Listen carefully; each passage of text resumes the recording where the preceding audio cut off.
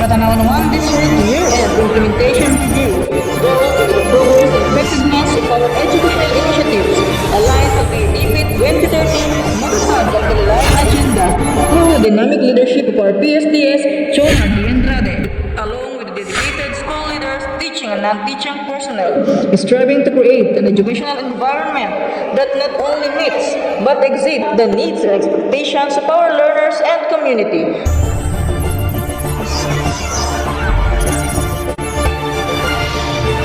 For the data on enrollment, the dashboard shows enrollment data for 3 consecutive years, showing a fluctuating trend in Key Stage 1 and 2 and decreasing trend in Key Stage 3. The total number of enrollment in the current year in Key Stage 1 and 2 decreased by 95 or 1.45%, while the enrollment in the Key Stage 3 also decreased by 102 or 5.52%. The factors of the decrease in enrollment are the following. And here are the school's initiative to increase the enrollment.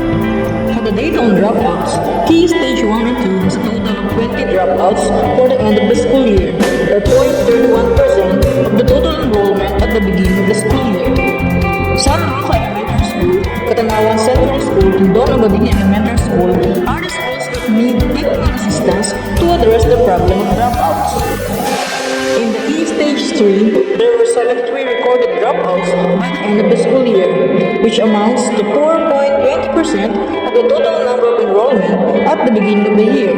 It appears that all secondary schools face significant challenges concerning dropout rates.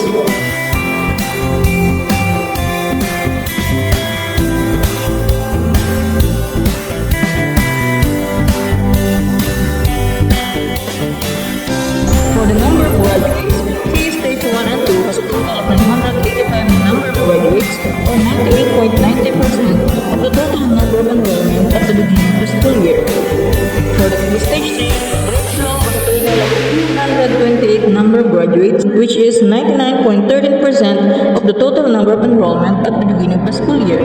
The reason for not achieving a 100% graduation rate is due to dropouts. Here's the total amount of generated resources in cash and in kind of elementary and secondary schools for this school year 2023-2024. The highlighted schools are the ones in need of technical assistance for resource generation.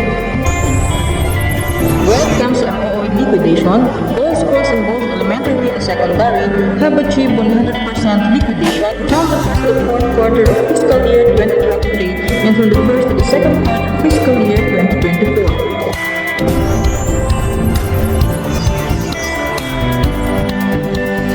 For the data gathered for completed basic and actual research in the Katanawan district, only one basic research project has been completed in elementary.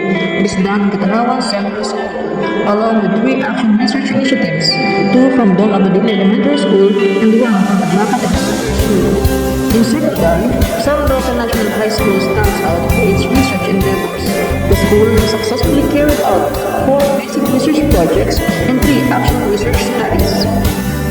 The limited number of completed research projects in the district can be attributed to the following factors. And here are the interventions to enhance research initiatives in the district.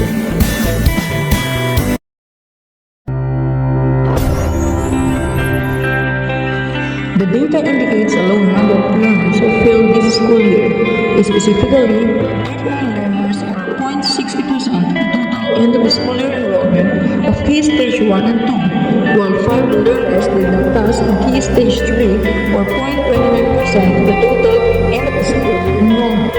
Here are the reasons for the presence of failed learners in the district.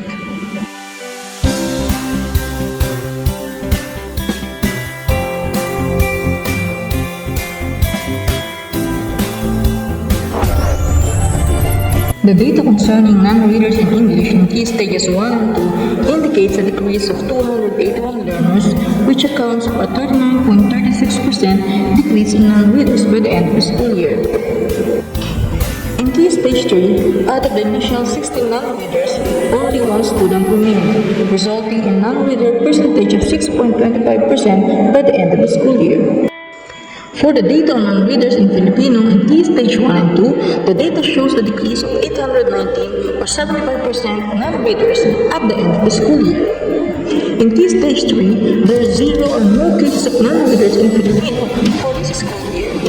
For the number of non-numerates, the data indicates a decrease in the number of non-numerates in Key Stage 1 and 2 by 1,490 or 74.88%, while in the Key Stage 3, there is a decrease in the number of non-numerates with 288 or 92.38%.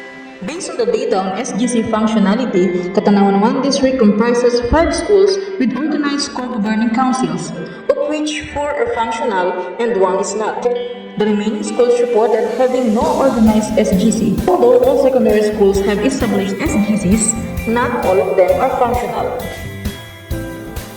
Katanawan 1 District elementary and secondary schools have contributed to the goals and objectives of the Department of Education through conducting different basic programs and projects aligned with BEPP 2030, Matokag and Kalalayan Agenda, fostering community engagement and solidarity, youth readiness, and improving educational facilities through the conduct of Brigada Eskwela.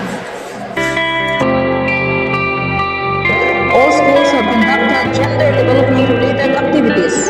To strengthen the implementation of upland kalusugan sa DepEd through the guidance of the disciplinary Australian organ. Under PTPRR initiatives mitigating risk and building a safer and more resilient school community. Learners participated in the district congressional division and regional festival of talents. We acknowledge the challenges we've encountered along the way as they have shaped our path forward, from resource constraints to adapting educational landscapes. Each obstacle has provided an valuable lesson, fostering resilience, innovation, and a deeper understanding of our collective capabilities. We embrace these challenges as opportunities for growth and improvement, drawing inspiration from the lessons